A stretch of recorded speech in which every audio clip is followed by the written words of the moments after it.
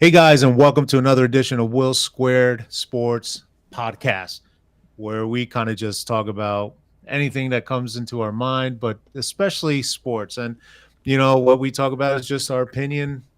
We may be wrong, we may be right. Who knows? I'm Will Senior.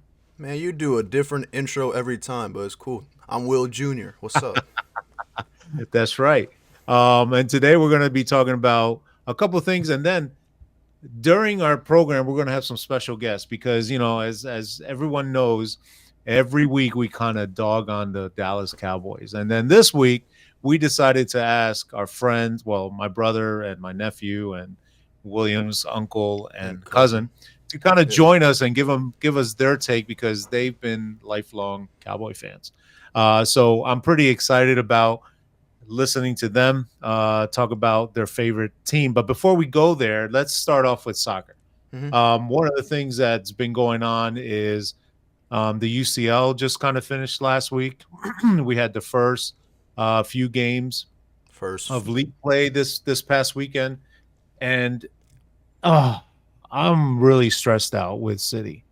This is our fourth loss in a row. This is the first time in Pep's managerial career, which includes Barcelona B, obviously Barcelona. And It Bayern. includes Bayern. Never lost four in a row, but yet here we are. But why do you think that is, William?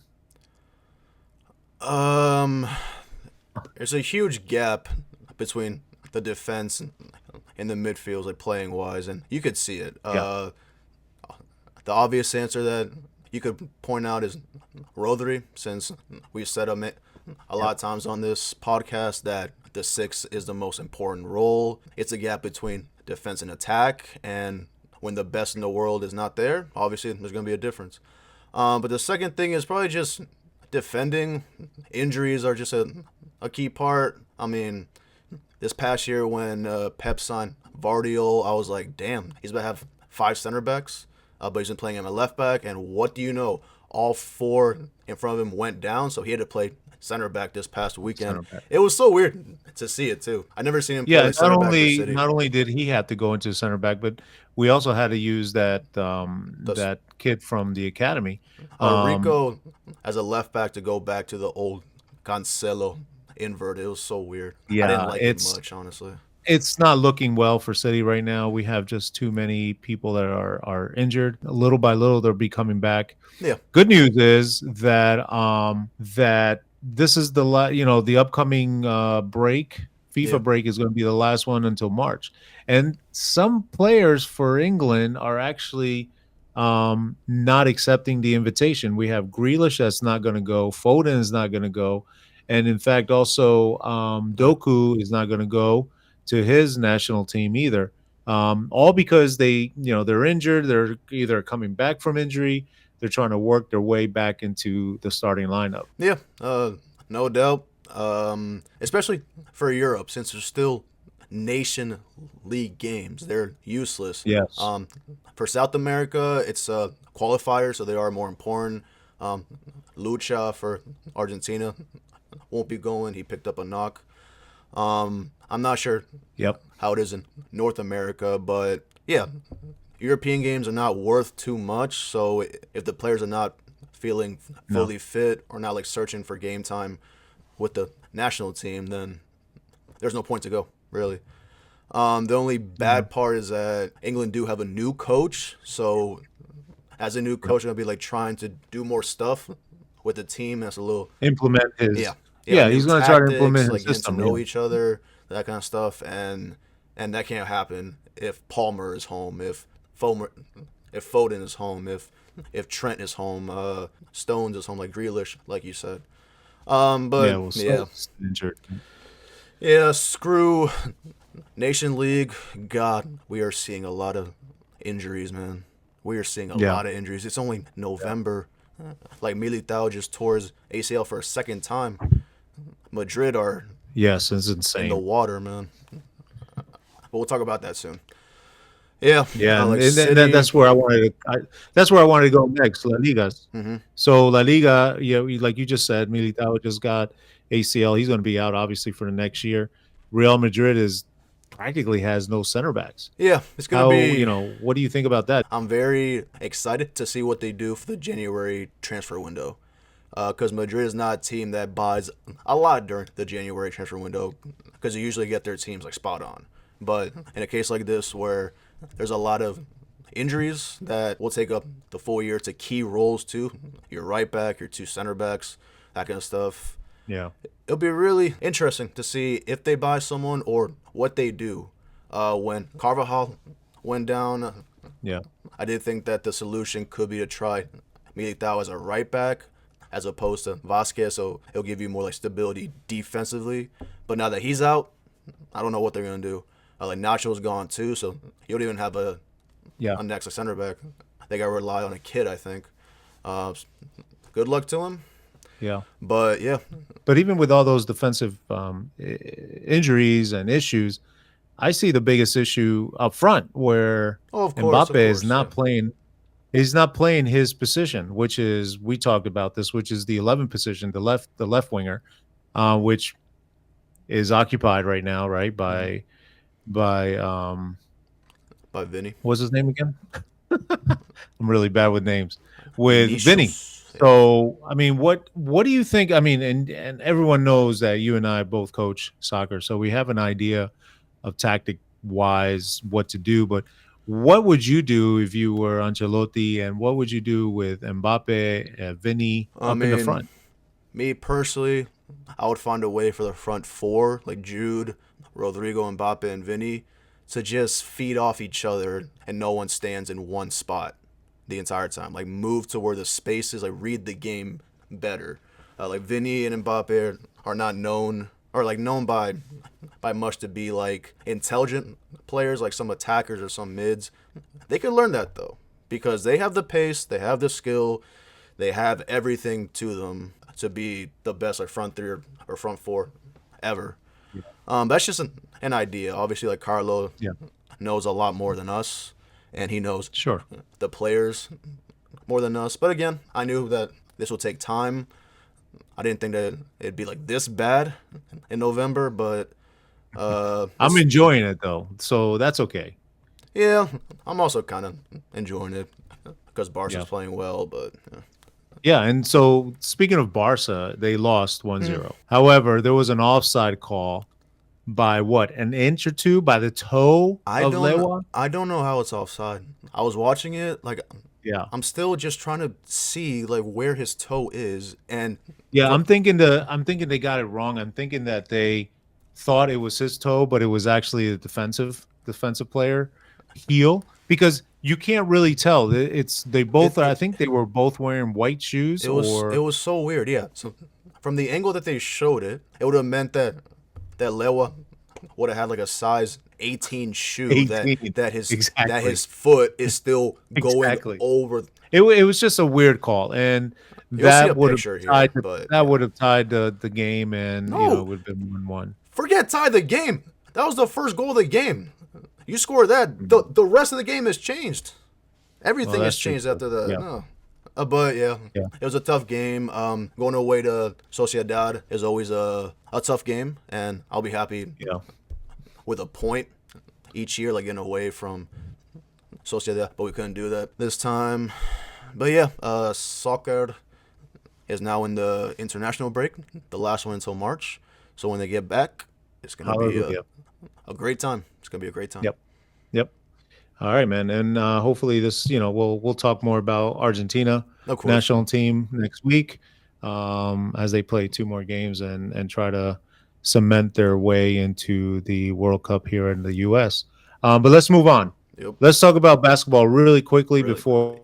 before Yeah. we jump into football, because I know that Gabe and Ed are itching to get on this podcast and talk about their team. So basketball, the NBA Cup starts now.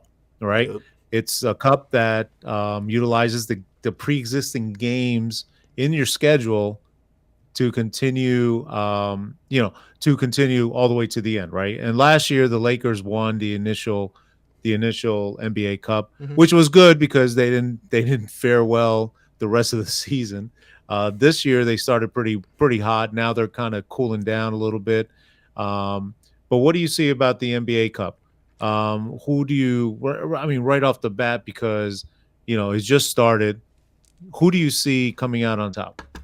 It's really hard to predict an NBA Cup. I like the concept though of a NBA Cup because it gives the intensity in the regular season.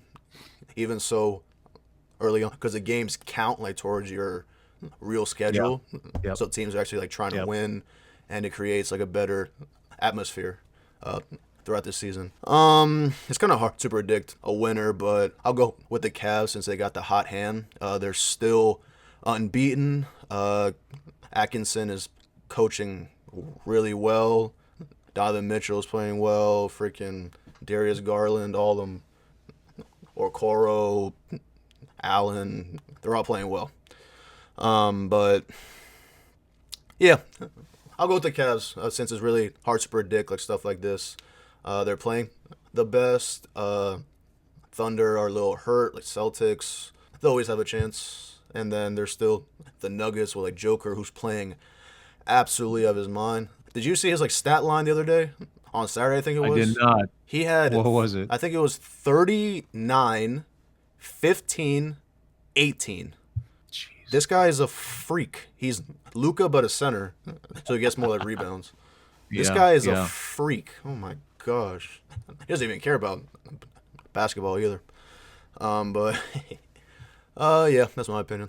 What's yours? Yeah. I mean, we got to go with the hot team, right? Obviously, you said Cleveland is undefeated, and but at the same time, last year the best team in the NBA did not win the NBA Cup, right?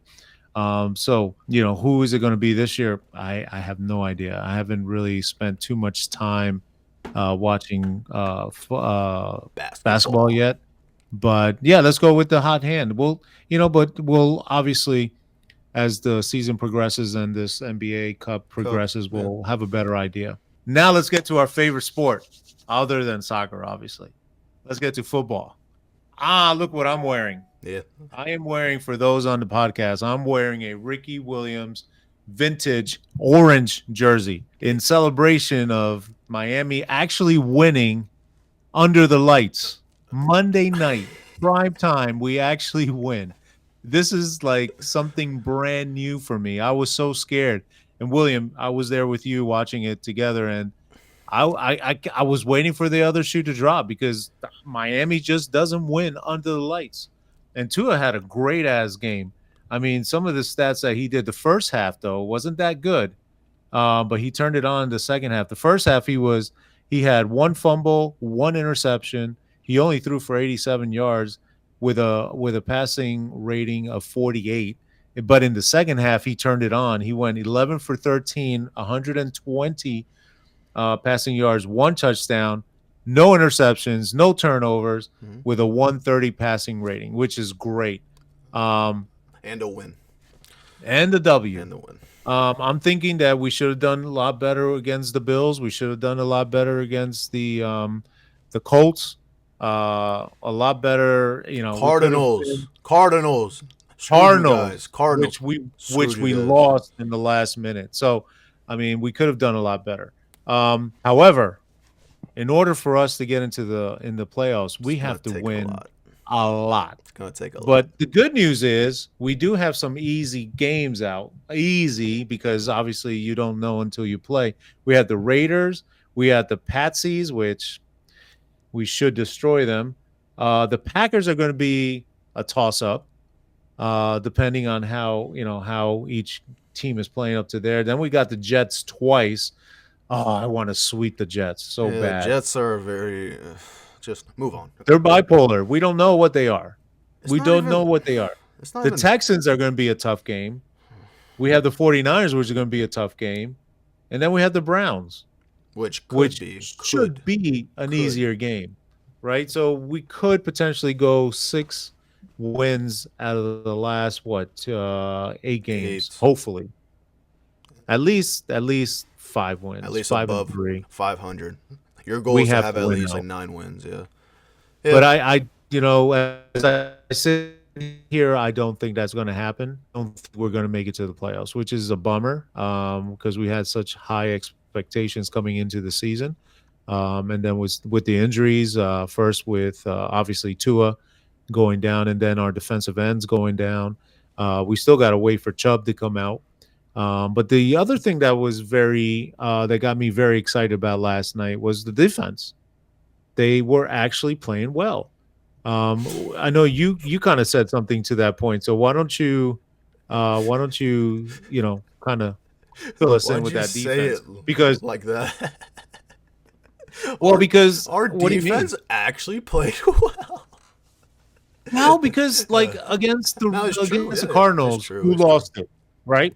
Yeah. So I mean, and I understand that we have a first year defensive coordinator, but yesterday they did look like the Ravens, something that you were kind of complaining about, saying that the Ravens weren't the Ravens. Dog. And let's go. Let's just segue right into the Ravens. Let's talk about the Ravens really quickly.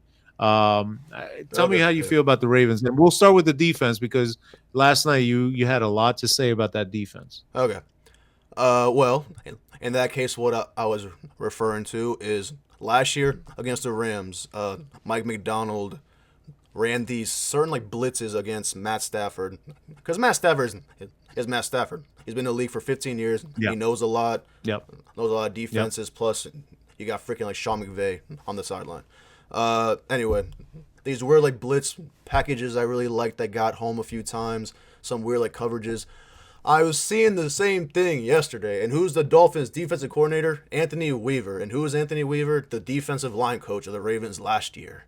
And what does the D-line do? They stunt. They blitz. They do all this crap. Yep. That's what I meant by that. Ravens. They played the Bengals last Thursday. Yep. What a freaking game. I didn't think it was. There was a way to top the first meeting between them in week 5. Hell, this topped it. I was very... It was such an emotional game for me because I have Jamar Chase on my fantasy. And I was facing an unbeaten guy. He was 9-0, had a great team. So I was like, okay, if I want to win this week, my players got to show out. So when Chase like caught these touchdowns, the fan in me is like, what the hell? Chase destroys us every freaking game. Yeah, he had a great stat, though. Yeah. That stat line was insane. 8 for 264 and 3 touchdowns. He had 55 fantasy points. I won my week, so he's not unbeaten anymore. But there you go. But yeah, no, it was a hell of a game. Feels so bad for Joe Burrow. This guy's playing like the second best quarterback this year. But he's 4-6, and it's not even his fault. I mean, when they score above 29 points, they're 1-4. When they score above 29, they're 1-4, I think it was, or 1-3. But their 2 games are more below 500. Yeah, the defense. So let me ask you this: is that defense good enough to win the Super Bowl? No, not today. Not today. I don't care how good Lamar is. The playoffs are a different animal. We could say that Lamar is playing like a perfect player now, and he kind of is.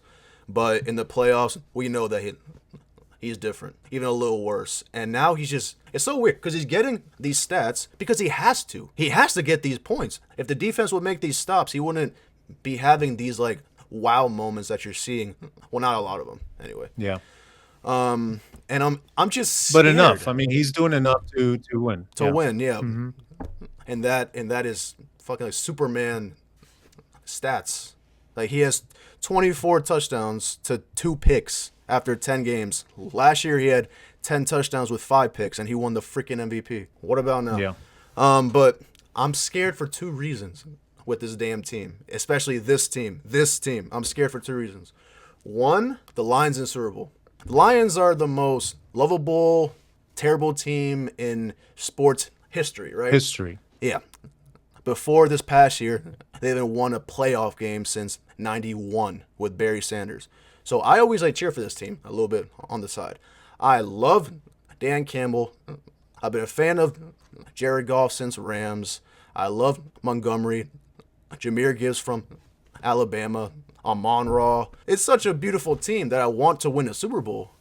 But they're playing so good this year that it could happen against the Ravens, and I don't want that.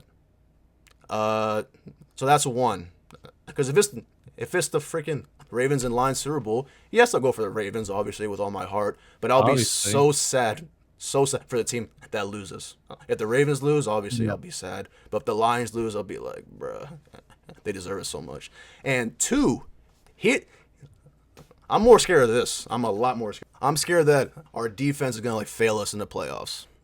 And I say that because since Lamar Jackson has been a rookie each like playoff time, the defense has played locks, like locks. In 2018, they faced the Chargers, locks. In Yeah. 2019, yeah, like Derrick Henry ran 200 yards. It was not the best, but it was not on the defense. In 2020, they held Derrick Henry to 30 yards in a playoff game, and they won that Yep. one. A week later, they held Josh Allen to 13 points at home. You still couldn't win. Okay, and then what's the next one? And then this past year, allowed 10 points to the Texans, like 200 yards, and then against the Chiefs, you cannot have a better performance than allowing 17 points to Mahomes in the playoffs. But I'm scared that Yep. that this year Lamar's going to turn it up in the playoffs and be perfect, and we still lose because of our defense. And the defense That will be will a lose. new type of pain, because all these years I'm like, please just play well, Lamar. And you'll probably win. And the defense will carry you. Yes, Yeah. not carry you, but like play very well. This year I'm scared, Yeah. and it's week 10 and stuff is still not changing. So that's why I'm a little scared. There's 10 more weeks till the Super Bowl, or like 11. There's 8 more weeks till playoffs. Lock in, Ravens, because you have a great chance to do something this year. Mahomes is playing like crap, even more than past years. The Bills are not good. I don't care what anyone says. 8-2, they are not good. Okay, Bengals are Yeah. probably your hardest shot in the playoffs, not named Chiefs. Yeah. And speaking of the Chiefs, they're playing the Bills this week. Yes, beautiful game, beautiful game. You know, and the Chiefs, I'm telling you, man, when you called me, you FaceTimed me Oh yeah. to show me the last kick. And I told you before the ball was hiked, I was like, they're going to miss it because it's set up. It's set up. The NFL is set up. And what happens? They blocked And they the block damn it. field goal. Yeah. 35 yard, bro. 35. Like, what are the odds of getting actual blocked for 35 yard? It's Yeah. got to be under 2%.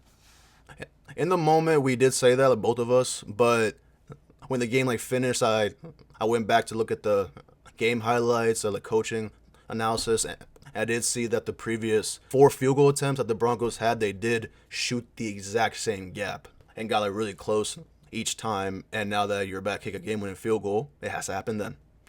So it wasn't like a fluke. They prepared for that exact play. It's just crazy how it happened with 1 second left on the clock, Yeah, that's insane. with a chance to win for Insane. freaking Sean Payne. Yo, Bo Nix is playing well though, So- honestly. Yeah. All right. So before we jump into the next section, which is to talk about our favorite, Mhm.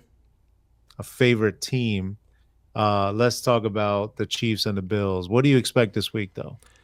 I'm expecting Josh Allen to take over. That's what I'm expecting. You don't have a one wide receiver. Not that like Diggs like did much against Chiefs anyway. But Josh Allen needs to have a perfect game to beat these guys. A damn near perfect game. I'm expecting fireworks. I'm expecting a very, very great crowd up in Buffalo. And I'm expecting a great game called by Jim Nance and Tony Romo yet again, just like every freaking playoff game. I got the Bills. Just because Josh Allen gets the best of Mahomes in the regular season. That's one. 2, like Yeah. Chiefs are due for a loss. It'll take off like some of the pressure because I feel like it's starting to come in now. Like you're 9-0, you got like a weak schedule. You're like, we could actually go. That is a weak schedule, man, Undefeated. for Super Bowl winners. But here's the thing, though. Okay. One small thing with that. Ravens played the Steelers this Sunday. It's going to be another hell of a game. They're both on the damn hot seat, like in a good way. It's in Pittsburgh. I don't know why the hell it's at 1 p.m. Even before the season started. Why the hell would you have the Ravens and Steelers at 1 p.m.? But that game is going to be worth a lot. If the Ravens win, I want the Bills to win. But if the Ravens lose, I want the Chiefs to lose, and here's why. Because the Ravens have 2 losses now. And the Bills, they have 3 losses, and the Bills have 2. If the Ravens lose, they'll have 4 losses. Bills still have 2. If Bills lose, and they'll have 3, then it's back to a 1-game head-to-head, and the Ravens have the head-to-head. So if Ravens lose 4 losses, and I don't care about the number 1 seed because Chiefs are going to get it because they beat us, so they have the head-to-head, and they won't get more losses than us. And then for the Bills, you got to beat the head-to-head. So you got to stay within like 1 loss of the Bills. So, well, we'll see what will happen. It's going to be a good game. So you're going with Ravens. What's your score? I got Ravens. In overtime. Classic AFC North battle. 20-17 in overtime. All right. We'll see how it goes. All right, let's get into the next segment. This is going to be fun. This is going to be. You guys are all going to enjoy this. As you all know, William and I, we like to rag on the poor Dallas Cowboys. I sometimes because we feel that Jerry Jones should quit, should retire, maybe even sell the Cowboys, and find just a general manager. Just relax, go sit in the owner's box. Just sit there, let someone else do the job.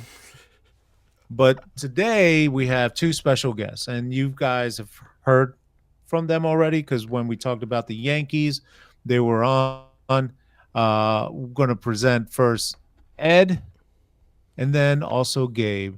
And as we know, Gabe is from the Lone Star and Ed is in SoCal. And look at poor Ed. Look at Ed. He is Dallas Cowboys to the pit of misery. Ed, why don't you get us started, man? What's going on? I've been crying for days, so I'll try to keep it simple. We suck ass. I mean, there's no other way to say that. Listen, I can go on a rant here for a couple of minutes, but I'm just gonna try to keep it short. But it is unreal the amount of bad decisions that have been made from the top down. You have really good players in certain positions, but if we even go back to the preseason, right? Cowboys had an opportunity to go ahead and sign the leading rusher in the NFL right now. Who is that, Will? Derrick Henry. William. We had Derrick the Henry. opportunity to sign him. This guy. That's right. That's who it is. We had an opportunity to sign him. And yet, Jerry freaking, I think I am a GM, but I am rather a custodian, decides to go ahead and sign a 5'7" Rico Dowdle. Who the hell is he? Forget him. Then they go ahead You guys signed Zeke. Zeke Elliott from the trash bin. Then they go ahead and Dalvin Cook was already probably working for UPS. They signed him off the streets, and there is no running game. You have no running game. You have no passing game. You have a bunch of young kids on your offensive line. I understand that. But if all of a sudden you have a running game, you have a passing game. And what happened? First of all, Dak sucks. He does not deserve that $60 million a year. Yep. Do you know, I think last time we were talking about this, he earns $867,000 per quarter of a football game. Okay? That's insane. For what? Now he has a hamstring that just dislocated from his bone. Unfortunately, it wasn't. Anyway, I'm not gonna tell you what I wish it was, but anyway, he's hurt. Let's not wish ill on any player, guys. Cooper Rush this past week, I was like, okay, he may actually do something. Cooper Rush looked like Baker Mayfield from the Browns. Okay, when he was playing for the Browns, he could not even grip a ball. He's playing pretty good now with the Bucks. Now. But now, Cooper Rush is not play well this Sunday. Exactly. And then you have Jerry Jones coming down and saying all this other crap. And then you have Micah Parsons actually going ahead and throwing his coach under the bus. Did you guys hear that? Yeah. Did you guys see that? Yep. However, I do want to stand up for Micah, okay? Because everybody's only using what he said, but nobody has really shared the question that was asked. Yeah. Right. So I want to give Mike an opportunity to go ahead and say, I didn't think he was throwing the coach under the bus. He was just stating facts. The question was, knowing that Mike McCarthy's on his last year of his contract, what are your, like, what is a team rallying against and what, right? So the question was, he was specifically talking about Mike McCarthy, was actually a female reporter. He actually responded, Mike can go anywhere he wants after this year. That was not throwing him under the bus. That's basically saying that McCarthy had the opportunity to go and choose wherever he wants. Yep. But however, there's guys on this team who are about to retire on their last leg, and that's who we would need to win it for. But everybody wants to dramatize what is being said because A, it's a Cowboys, B, it makes for headlines. So when I read the entire thing, I'm like, he didn't say anything I wouldn't have said. I would have said the same thing. Yeah. But anyway, so the Cowboys are a disaster. Micah Parsons came back. The defense looked good for like the first 2 quarters. And after that, the wheels fell off. I mean, we couldn't get any offense started. I mean, it's terrible, man. It's just a terrible. I think they need to fire everybody. Jerry Jones needs to go away.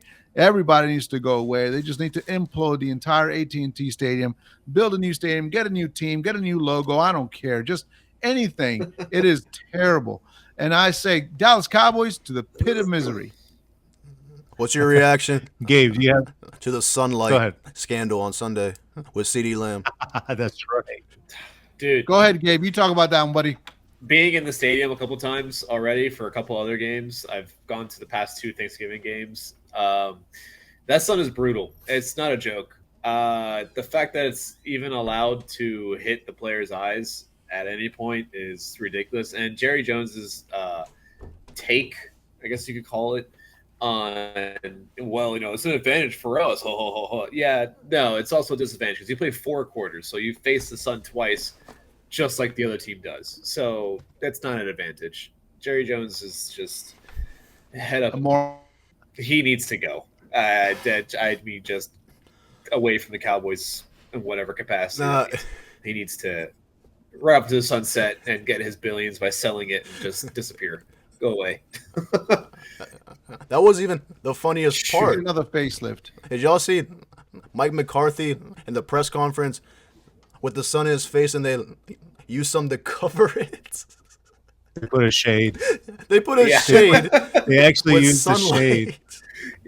Yeah. And I was like, the irony. Yeah, like, we'll cover you, but not the players. What play? Yeah, they covered at the wrong time in the wrong place. They didn't pick their battle very well there. That's for sure. So yeah. That team is a mess. I mean, we have yet to win at home. Yep. The average loss is by over 24 points. Think of that.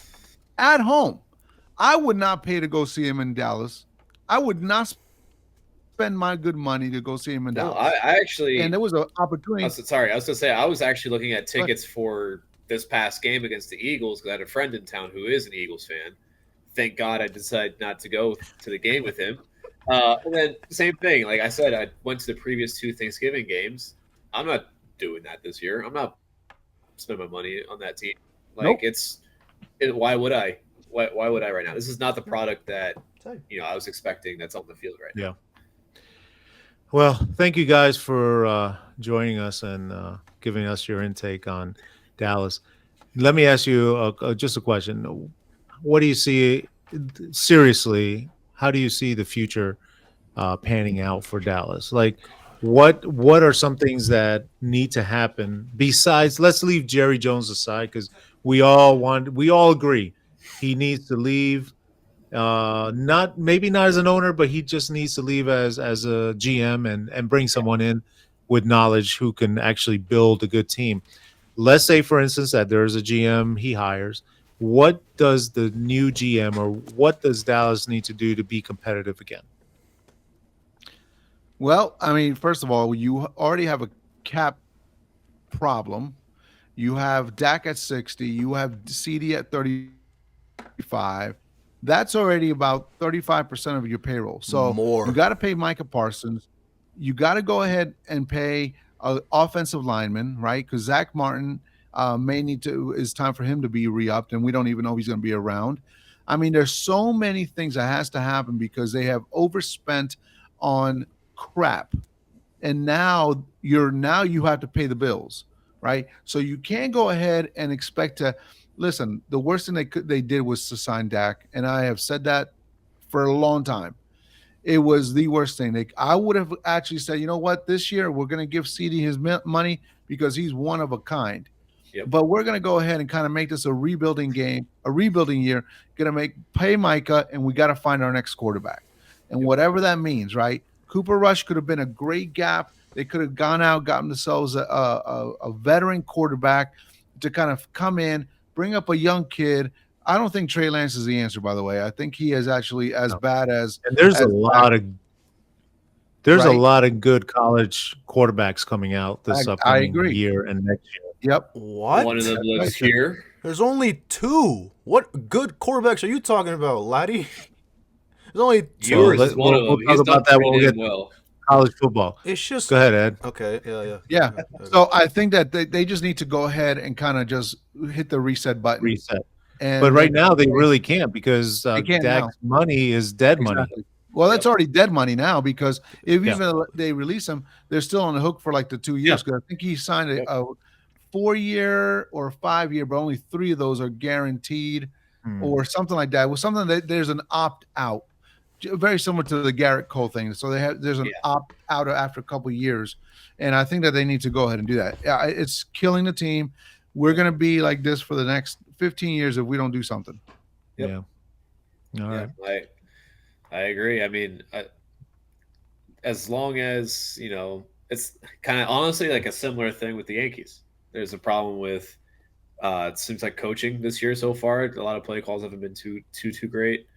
Although I still will say I believe in Mike McCarthy. He's been a pretty damn good offensive play caller. He's one of the most winningest, if not, isn't he not the? No, that's probably Belichick. One of the most winningest coaches though out there. So I mean, I don't know. Besides, I know you didn't want to bring up Jerry, but I'm gonna bring him back up. Besides him stepping away, I mean, dude, if he's gonna stay as GM, I don't personally see a lot changing. Just the way it is. So. He's an egotistical maniac, and he's never going to give up control until the day he passes away, and hopefully his son Steven will take over, and he's not as bad as his dad, right? So it kind of happened with Steinbrenner, right? The boss went away, Hal took over, things kind of changed, the dynamics of the team kind of changed, and I mean, it's not like we're in any better shape, but I think that the way that the business is run as a Yankee organization is a lot better under the sun than it was under the dad. And a lot of those old school kind of guys are the ones who are like, hey, it's my money. I'm going to go ahead and do whatever the hell I want with it. And I'll tell you what to do because it's my money. And so they have that attitude. It's not the new culture. Talk about culture. So let's shift on coaching, right? Because what we're seeing now in the NFL for a lot of the teams that are actually starting to kind of turn the corner actually have younger coaches. And I think that the younger coaches, and I'm not saying like in the 30s, right? I'm saying something like 40s. I think that they're able to really kind of communicate with the generations who are actually the players and are able to speak kind of like their language and allow them to understand, hey, you're a bigger part than you think you are of the success as a team. So as an individual, yes, you're great. However, you're only great as far as what your teammates are going to carry you as well. So I think that there's a shift in that in the way that things are happening. I like D'Amico Ryan down in D'Amico Ryan, I think is down in Houston. Yeah. You're looking at Campbell. I mean, he's and McVay. You're looking at those guys who are actually I think they're connecting to their team a little bit better than some of the older guys. But anyway, I don't know if that's something that we want to discuss, but just a thought on that. We can talk about that another time. But yeah, I get your point. There's a lot of young coaches out there that are, really getting in tune with their players. And there's just such a, like, look at Belichick. None of his players, I mean, some of them liked him, but the majority disliked the hell out of him because he was like this. That's And you right. can't do that with this new generation. It's just, it's just very difficult to coach the new generation of players because they're so different than they were back in the day in the 80s, even the 90s, and even the early 2000s. Just a new generation gap. Yep. Before we move away from football, let's move away from Dallas real quick. Actually, let's stay with Dallas. Texans and Dallas this week. Texans are on the up. Are you Do sure you about guys that?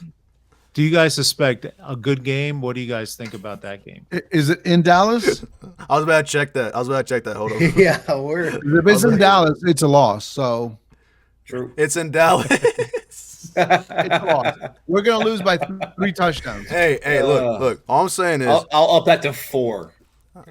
you've had 4 home games, right? You're getting outscored 153-59. Yes. One of those games was against the Ravens where you guys scored 20 in the fourth quarter. So if you subtract that, it's 153-40 in 4 right. home games. So it's 100 points in 5 games, 20-point difference. Yep. We're losing by That's insane. 3 touchdowns. Hey, Okay, Insane. that's embarrassing. Texans are not playing All right, that well- great either, okay? Might not even be a Let's- high-scoring game. Let's hope for your sanity that Dallas can pull out a W this week. That would be great, and it would be great for me too because it'll close the gap between Miami and Texans, even if it's for a wild card in the AFC. But anyway, let's move on. Let's move on to college football. This past weekend was great, was crazy. Georgia loses. Unbelievable. Oh. And this is a team that I've actually picked to go really deep into the playoffs and actually get to the final, and they shit an egg. What's going on with that? What do you think, Gabe? I mean, you're more in tune with college football. Yeah, dude. I mean, honestly, I don't really know what's happening over there. That there's like some sort of like implosion, kind of almost what it feels like. They haven't looked like themselves, and No. it seems like whenever they come, and like honestly, I didn't think they'd lose to Ole Miss. That At all. caught me off. Like I don't even know what to think about that. Still, I don't know. That's just such a mind like boggle to me. But I mean, yeah, I don't fully understand what's going on over there in Georgia. They just haven't been looking like themselves like they have been the past few years. Like you, I was expecting them to be able to make a pretty deep push into the playoffs. Now They I'm may not even too miss sure. it now. Yeah, They exactly. Yeah, I'm looking at CFP put out the rankings right as we were Yeah, starting just this now. podcast. Yeah, just now. And I'm not going to go through. I'll go through the whole ranking later, but for now, Georgia's at the bottom. They're the last team on their ranking. They're Right now. 11th. Yep. They're at 12 Yeah. now. Yeah. So it's I don't understand. Like I really thought the Bulldogs would be a much bigger force to reckon with this season, and so far they've been just kind of disappointment. A couple They have times been here at and this there. point. So Yeah. but, And then, but Bama wins. Yeah, that was a whooping right there. That's not a That win. was a whooping. And LSU, by again, the way. So Uh-huh. that was kind of embarrassing. And then what else is embarrassing is when, and I mean you kind of get it, but when fans start to kind of throw stuff on the field, I think that was disgraceful. To try to injure another player or to injure or just to kind of protest. I just think that is disrespectful to any sport whatsoever. And when I saw some of the highlights, I'm like, that's uncalled for. Yeah. Yeah. Totally. But that pushes Bama back pretty clean in 9th place. They're still a 2-loss team, right? They're the top 2-loss team because right after them comes Ole Miss, Georgia, and then Miami. That was the biggest upset this past week. Wasn't expecting that. Although Miami's been playing, they haven't really been blowing. They've just been getting through with a W, and I guess this week it just caught up to them. They really haven't played much anybody really good. I did expect them to go into the playoffs, which they are 12th. So if the season ended today, they would be. Um, but Oregon keeps plugging away. Hey, Yeah. William, I know Oregon is your favorite team. Yeah, thanks, man. So Can I talk now or no? All right, you go ahead. Yeah.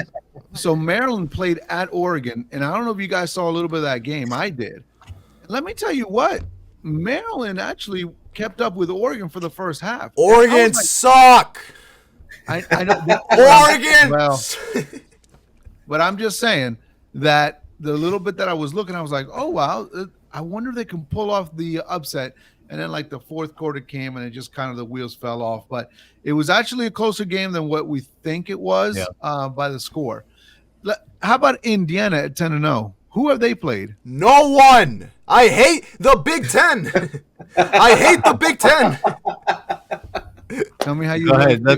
Let's hear your talk. Oh, thank you. All right, Georgia. First thing about We had Georgia. him on mute, guys. We had him on mute. Now we're releasing the crate. Release the hound. Hounds. Carson Beck can't throw 10 yards to save his damn life. How do you have 3 turnovers against Ole Miss, a team that allows 30 freaking points? That's number one. Number two, the defense did their job. Jackson Dart, a Heisman candidate, 500 yards last week.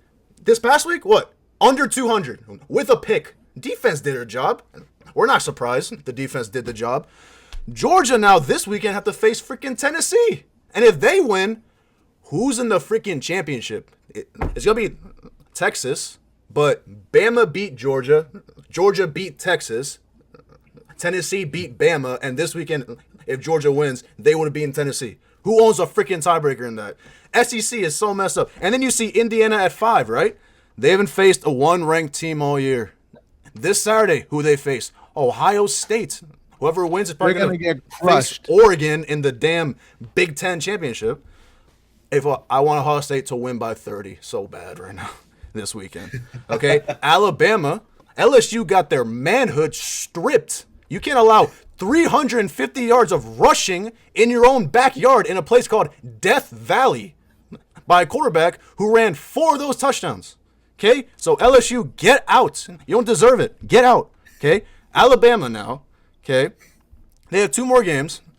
They're supposed to be Williams on a roll. 2 blowouts. Doesn't matter. Next week, though, Texas A&M and Texas. Again, if A&M wins that, what happens to the SEC? Because they'll all have 2 losses with each one beating each other. There's no consistency. Okay. That's crazy. You want more? probably gonna go to point differential, There's plenty more. This weekend, Pitt against Clemson. Whoever wins is pretty much about to face Miami in the ACC championship. ACC. How the hell is Yeah. Pitt 8-1 right now? No, 9-1. How is Pitt 9-1? Yes, they haven't faced anyone. It's still Pitt. Like, we know what Pitt is if you watch college football. And let me just finish this off on the worst one of all. Penn State at 4. Penn State still hanging around. Penn They're State hanging is around. at 4. They're hanging I cannot around. stand the sight of seeing this freaking team at 4. Okay? Now let's talk about the damn draft, all right? Because that's completely something else, all right? Well, before you jump into the draft, William, Go ahead, brother. I want to talk really quick to Gabe about Texas because he's a Longhorn fan. Yes. How are you seeing this weekend coming up? I mean, they're playing a tough game. Arkansas. Yeah, it is gonna. This It's weekend. definitely gonna be a. It's not A&M this weekend. But Arkansas is gonna be a tough one. Yeah. In 3 weeks. Sorry, in 3 weeks. Yeah, going to Arkansas, it's gonna be a tough matchup for sure. Yeah. I was just at the game on Saturday against Florida, and I will say Ewers kind of started off kind of slow in the first quarter. Felt just kind of like, honestly, he reminded me of Dak. A lot of like indecision, wrong decisions, just kind of like a little out of sync almost is what it felt like. And then once they got that first touchdown, it was just off to the races. They were just steamrolling. It just clicked. It just clicked, and then everything just it felt like the Texas we had seen at the beginning of the year. So I mean, I have confidence in Texas putting up a really good game. It is going to be a tough environment to be playing in, and I mean, Arkansas is a pretty good team too. So it's going to be a good game to watch for sure. So I'm pretty excited. I'm not like scared or anything. You know, they're not a team that does that to me. So Yeah. All right. One last point. I apologize. It turns out Ohio State and Indiana is in 2 weeks. I thought it was this next week because it's Indiana's next game, but they have a bye week. So they have this the, week. yeah, they have the week off. But apart from that, All right. I stand on everything I said. Thank you, William, right. for your great insight. That's not even insight. That's just purely rage over college football madness. That's what it is. All right. And there is Let's- madness. There's madness. Now the There draft. is. Do you want to talk about the draft now? Or let's Just- just wait for another week. Really quick, because Gabe's here. Okay. All right. He actually knows. What quarterbacks are you talking about, Will Senior? There's only 2 I said quarterbacks this here. year or next year. I'm not talking about this upcoming year. We're talking about the next 2 to 3 years. You have Cam coming out of Miami. You have Milroe coming out of Alabama. You have Archie Manning coming out. That's There's going to be a batch of good quarterbacks coming out in the next few years. I'm not saying this upcoming year. I'm talking about in the next few years. You're going to have some good quarterbacks coming out that could define your team. Yes. True. I got a feeling that next year, really early, the projected first pick is going to be Archie. But this next year, there's only 2 quarterbacks that I have any faith in. Yeah, go ahead. I'm gonna say Arch Manning said that he's committed to doing a full 4 years. So you're gonna have to wait a couple more years. He wants Is he redshirt? Oh, poor Giants. time in college to develop. So he's already said that. So we're gonna have him as our starter for 2 years essentially after a year, because yours is gonna go this year, and then we're gonna have Manning for the next 2 years at least, unless he decides it's like a 5th year, which it's up to him. He already has the money from NIL. He has his family that he has the pedigree, so he'll be in the NFL no matter what. He doesn't have to rush himself, and he thankfully. The only thing he would need to rush though is not get injured, man. Yeah, Of course. Yeah. I Which, mean, look at his brother. sometimes He got getting injured, rushed never will made it. do that. Yeah. His brother. Yeah, You mean his dad? his dad, his own dad. Or Yeah. his dad. I'm sorry. Yeah. Yeah. So I mean, like it's it's playing college Crapshoot. football, man. It's Yeah. a lot. I wouldn't say a lot of players, but there's been players that gone injured and haven't been able to get into the NFL, and they had a really bright future. So I mean, how many That's guys like- in the NFL get injured in the first couple games they play, and that just ends their career? Like it's just the nature of the sport. yep. So You I got don't, to chase I the don't money blame- though. Yeah. Well, that's You the gotta thing chase the with money. Manning. He already has the money. Yeah. He gets the NIL money. Plus, I mean, he's a Manning, so they already are Yeah. loaded. So Right. I actually agree with him taking time to kind of develop a bit more, because he came in at the end of Florida and he didn't look too sharp. Yeah. So, but But that's good insight. Thank you, Gabe. Ed, do you have anything to say before we jump into? No, I think that another discussion for another time would be the NILs and how that has changed the landscape of college sports. I think that's another good discussion. Yeah. All right. Yeah, we'll definitely talk about that in the upcoming weeks.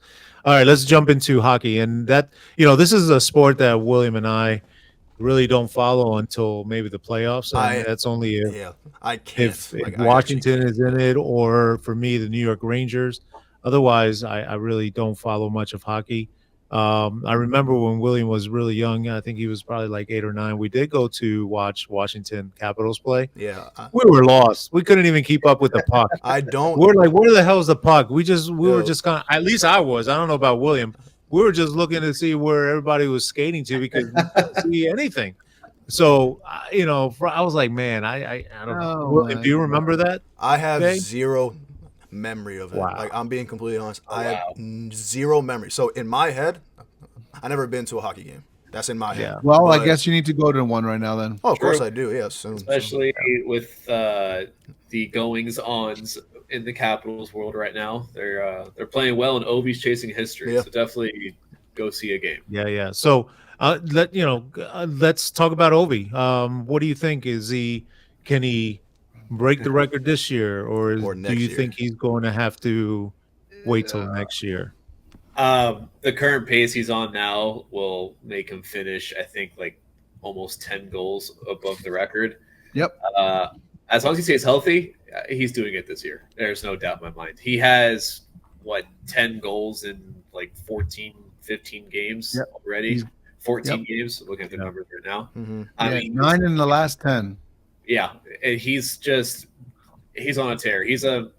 This is the vibe that I got from 2018 playoff Ovi, where he will just not be denied.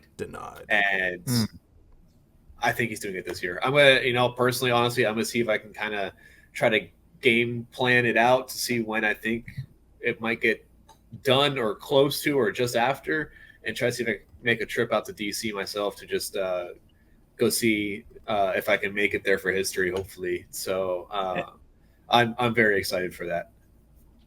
What hockey teams are close to you?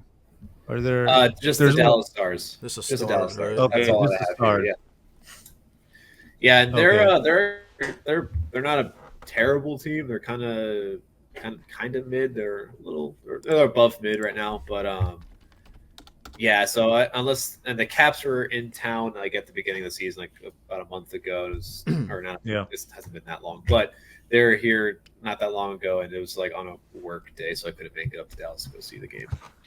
Yeah. Gotcha. Next question. You know what? Go ahead. Go ahead. So I can't believe I'm gonna say this, but the Jets are actually good. What's up with that? I know. The Winnipeg Jets. The Winnipeg Jets. I want go ahead and clear that up. We're not talking about the New York Jets. Yeah, because they suck and they're bipolar. We're talking about they're 15-1. I'm seeing it right now. The Winnipeg Jets. That's right. 15. Yeah, so they're 14-1. Okay. Mm-hmm. So 15 games in. All right. Goal differential 36. They've outscored their opponents by 36 goals in 15 freaking games. That is insane. They win most. That means that they're winning just about all their games by 2 goals. 2 point something goals. It's ridiculous. And their defense is only. Do you have the average of how many goals against? It should be here. 1.83. Wow. Yeah. 1.83. Yeah. So the goaltender, Connor Hellebuck, is actually I think that's how you pronounce his name. Yeah, is actually 94% save percentage and 1.83 goals against. Damn. Yeah, absolutely insane. I mean that. I'm not gonna lie. Because of the playoffs that were happening for baseball, I kind of was behind on some of the hockey stuff, like going into the season. This is not a team I expected to see be this good. I knew they were going to be good. I didn't know to this extent. This is ridiculous in my eyes. To go back to the Caps, they're doing a hell of a lot better than I ever expected them to be doing. I am over the moon with how good they're doing right now. It's just I didn't expect this at all. After how much we struggled last season, I thought we were going to get more of the same, and the only thing I really cared about was Ovi scoring his goals. And then now they're 10-4. They're doing pretty good, honestly. And they've been by NHL power rankings, they've been consistently listed up there. I think NHL does the top 16 teams, and they're always around number 10. So it's they're pretty good. I'm happy with it. I'm super super happy with that. I know your Rangers have been struggling a little bit lately. They haven't been struggling for a few years. I mean, a couple of years ago they had a really good season, and they just got bombed out during the playoffs. Yep. Mm-hmm. So I know. I think they were one of the teams that people were really expecting a lot out of. That just they've kind of fallen flat, and I mean they're still 9-3, so they're not they're not uber bad. Yeah, it's just they're not playing to what was expected almost basically. So Ed, what were you wanting to say? No, I like the energy of the Caps coach. He's a young guy. He's probably in his late 30s, early 40s, right? But the great thing about it is that he likes to play the young kids. Let the kids play. And so before, the Caps used to bring in all these older coaches, and the older coaches always want to have the veteran players get out there. I know I can trust them. And they make a mistake, it's going to be far few in between. But then you have a young coach is listen, the only way they're going to get better is if you give them ice time. Get out there. If you make a mistake, it's okay. We'll rebound from it and we'll outscore you. And so the vibe that this guy brings. At first, when he was with Hershey, I was like, okay, he's a good coach. I don't know if he's ready for the NHL, all these personalities. So last year was kind of like trying to find his way. They had sucky runs, and I think that is buying into a system, all the young kids will follow. And Yeah, I of course. think that the coach was able to really kind of make a connection with like the Carlsons, the Ovies. Those guys have been there for quite some time. The TJ Oshis, right? Yep. To be able to go ahead and kind of make a connection with them. And then the young kids are like, okay, the veterans are following, I need to fall in line. And so now the Mike Michael has like 9 goals. Yeah. I mean, he couldn't even get on the ice before with whatever Laviolette. the coach's name was. Yeah, he's the coach of the Rangers currently. So Yeah. like, He wanted to get rid of all these young players, and a lot of these young players were traded off because whatever his name is, forget his name. Peter Laviolette.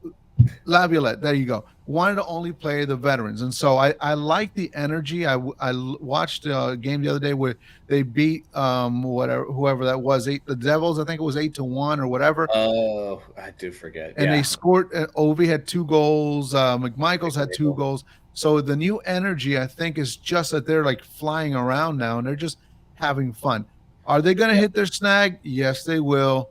All teams go through it, but I think that if they remember how to get back to basics to win games, I think they'll be okay. They have a goaltender, Logan Thompson, I believe his last name is Thompson or Thomas. Amazing kid. 7 wins to start off his NHL career. It's actually a record now. So he made some diving saves. I don't know if you saw the highlights of that game. He made a diving save, almost like a Holtby kind of save to his mid side. It was ridiculous. Open shot. Anyway, I'm excited about the Caps. Ovi has 34 goals to tie, 35 to win. They're out here in California on March 11th. I'm getting my tickets. I want to see it. There you go. Yep. Very Quick nice. Very nice. correction: Thompson is not a rookie. It's he came from the Vegas Golden Knights. It's right. the 7-0 start for a Caps goalie. It's a franchise record. There you go. We haven't had a goalie that came to the Caps and started this well. He's been actually pretty. Like when I saw that I don't remember if they traded for him or if they just signed him as a free agent. I don't remember. But when I saw that he came to the Caps, I was kind of like on the fence. Like we've had struggles with goalies lately. Like I haven't really liked, like Kemper. I think was kind of a deal for us. But so far this guy's been doing good, and a big advantage that the coach has, Carberry has, from being the internal promotion to head coach. All these young kids, he was their coach in the AHL. He knows them already, so it makes him much easier for him to use them properly and then bring them up into the system. And then just once he got the old guys on board, then like you were saying, it all came together. Yep. So I'm looking forward to the season pretty much now. There any new like rookies that are hyped up? Any generational talents are coming out, or like in their sophomore year, in their third year? Yeah, so as far as the generational talent in the rookie class, I haven't been getting that vibe about any of them. But there's this kid, Macklin. I'm trying to see if I pronounce this correctly. Calabrini, might be Celebrini, not entirely sure. Yeah, 18 years old. He is 18-year-old. Yeah, for the San Jose Sharks. He just scored his first goal the other night. He was a first overall pick in the last year's draft. So he is highly touted as a center forward right now. He has, I don't know if they're line mates, but they're definitely teammates. A guy named Will Smith, who is the number 4 overall pick from the Sharks as well. He's also a center, so they're not line mates. But he's also another one that's like everyone's looking forward to. I know he's got, I think, a couple goals already. So the Sharks got a couple really good young kids that came from the draft. They are still struggling a bit right now, record-wise, as a team. But as far as like a sophomore, you still have Connor Bedard, who is just amazing, and he's like the next generational talent right there. He's someone to keep a watch on for the Chicago Blackhawks. He is just crazy. I don't really know how to describe it. He's just fun to watch. He's so good. And he's so quick and agile. That is like his hand-eye coordination is ridiculous. I mean, it reminds me of like a young Kane when he played for the Blackhawks, Patrick Kane. It was like how he was when he first came into the league. The same vibes from Bedard. Yeah, and it's awesome. So I'm really excited to see how he does for the Blackhawks, and hopefully the Blackhawks can kind of get into some good form like they were years ago, and it was like them and the LA Kings going back and forth. Yeah, I remember that era, like early like 2010s. Yeah, that was a good era. Yep. Awesome. All right, well, thanks. Hey, listen, so before we sign off, I know that we talked about the Yankees, but I wanted to bring this back up because there's a lot of rumblings around that saying that Juan Soto has a higher percentage of odds of not signing with the Yankees than signing with them.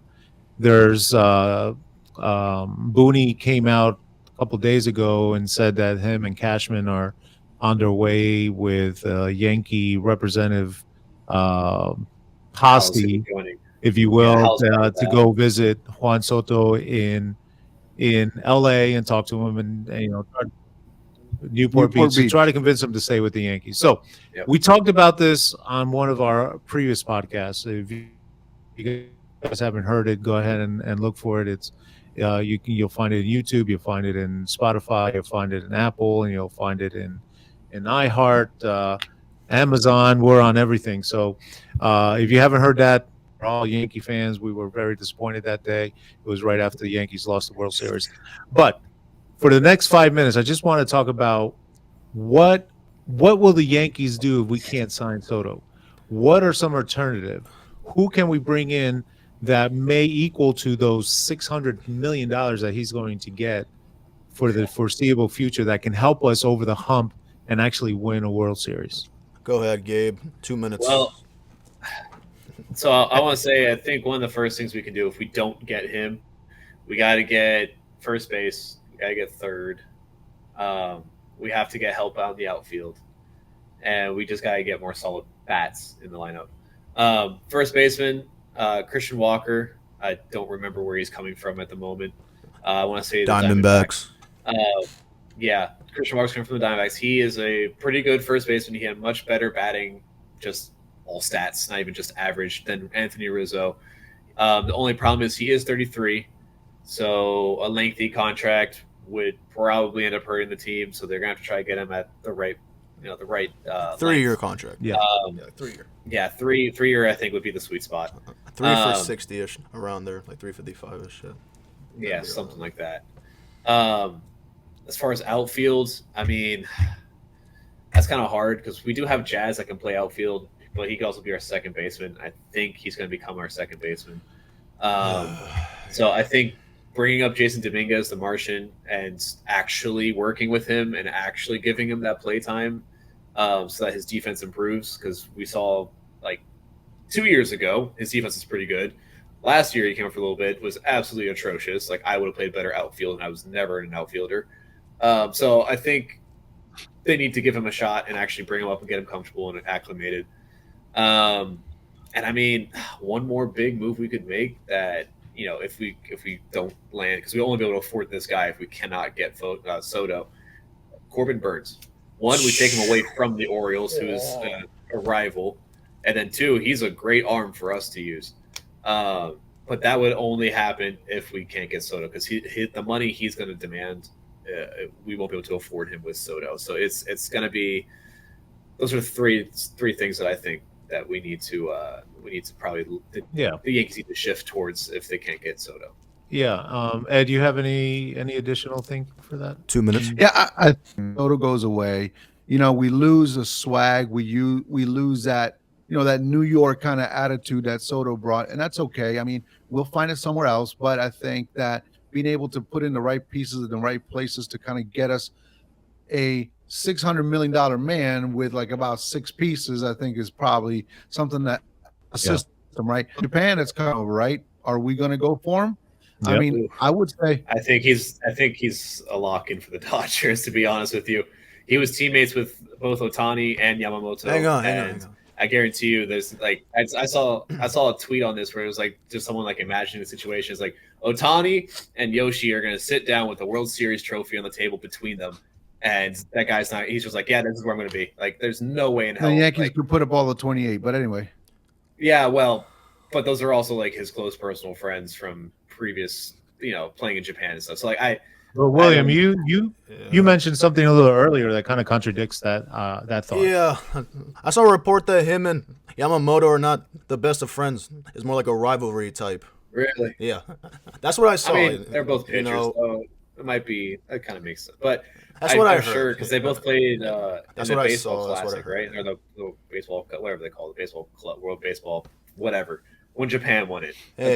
I think they were both pitching on that together, right? I don't remember if they were there. Yep. Yeah. They were. So I mean, like they definitely played together. They know how to win together. Like I think it's almost a lock that he goes to LA, and so he can't get paid a max deal for some reason. There's something in his current contract that can't get paid, and that the most he can make. It's the amount of years that he's played overseas. So he actually, unfortunately, comes in as like a rookie. Mm-hmm. Right. Yeah. So the services in Japan, even though he asked to request to be taken off those, he basically, if he would have played like another year or 2 years, he would have been able to come here and he could have got $50 million a year if he wanted to, but he just wanted to get out of that contract to come to the MLB. Yeah. You can sign him for 3 years at like $7.5 million is usually what the and then all of a sudden after that, he plays good. You give him $300 million. I don't care.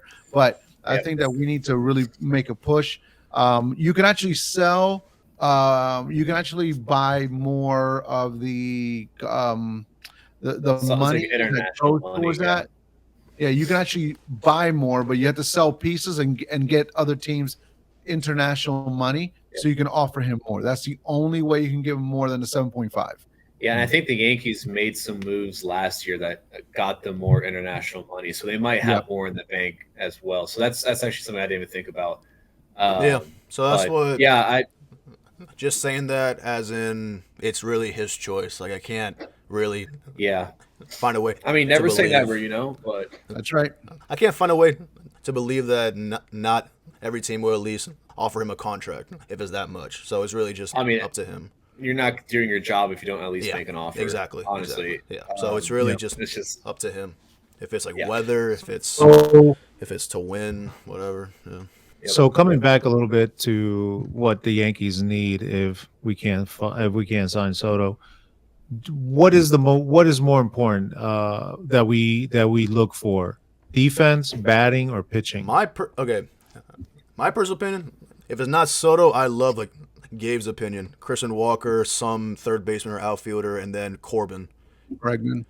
Like Bregman or Corbin. I think about that because there's Corbin that's available. Bueller's available, I think. I think there's 2 other true aces. Not Zach Wheeler, right? Or did I see like Zach Wheeler on I there? think that for $60 million a year, you give Soto, you can get yourself 3 perennial all-star players who can actually provide something for your team to get you over the hump. Yes, right? If you look at it that way, right? You lose out on Soto, who is a great crowd pleaser. He brings in the crowds, brings the excitement, but will he bring you a championship? I mean, he's already done it once. I agree. Very true. He is and a it's champion. not like he didn't play well for us in the He World took Series. us there, bro. That's the thing. It wasn't his fault that we lost. Like, no, he's the reason that we made it. Literally the reason why we made it. So it's really hard for me, but I do think he goes to the Mets, honestly. I do think the Mets put more money, but the fans are going to riot, dude.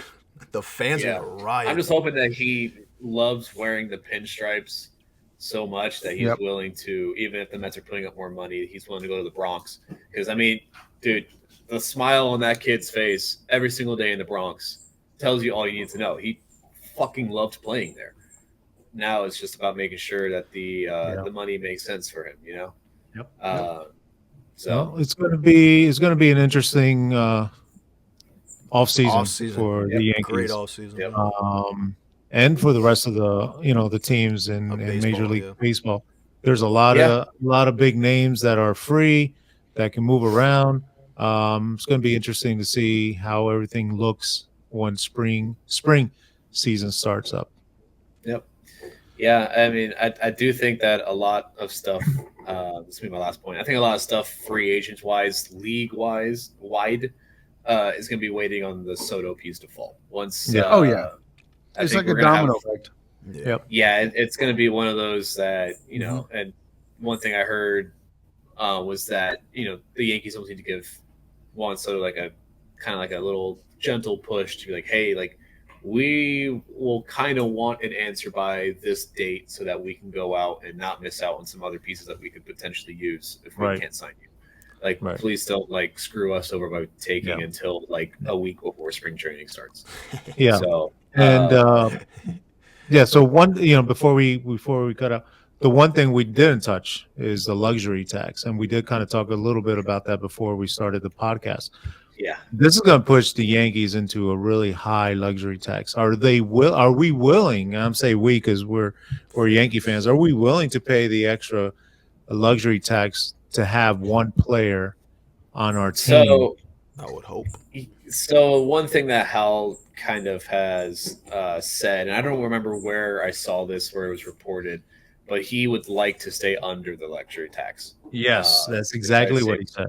So that's kind of the problem right now with trying to go after Soto. I think for someone like Soto, he will gladly go over the tax for, but it's like one of those, if we don't get Soto and we have to pivot, then I think he's going to want to try to stay under the tax like 100% at that point. Yep. Because we did have a lot of money come off the books with Rizzo and I just blanked on a couple other guys that we dropped. Torres is gone. Yeah, and so we had some money come off the books, and we gotta trade LeMahieu, bro. We gotta trade LeMahieu. Get the hell out of that contract. That's 16 mil right there, bro. I know that's the problem, and I don't think anyone's gonna want him. That was the worst contract ever, even broken at the time. For like 3 seasons in a row now. So, and they're gonna try to run DJ back out there next year. Of course they are. Like, of course they are. Yep. They're just going to. So it's. Well, I mean, we'll see. All right. Well, we've had a really good conversation here, guys. We've been talking for over an hour. Yeah, thanks, guys. Hey, William, it seems like our podcasts get longer and longer every week. It actually does. No, it actually does. Talk about. They do. I know. Now we're into a minute 20 right now. An hour. You can cut some of this off. Not a lot, though. So, anyway, we want to thank Gabe. We want to thank Ed for jumping on. Talking about the Cowboys, talking about hockey, talking about college football, talking about the Yankees. We really appreciate the time you took to talk with us. For Will Jr. and me, we want to thank you guys for joining us. Make sure you subscribe. Make sure you follow us on YouTube. Like I said, we have podcasts on Spotify. We have podcasts on Amazon and Apple, iHeart. You can listen to us. Give us some comments. Let us know what you think of the show. Let us know, of our opinion, and we'll go from there. Hey guys, thank you again. Have a good night, and we are out. Oh, there's the puppy. See we ya. are out.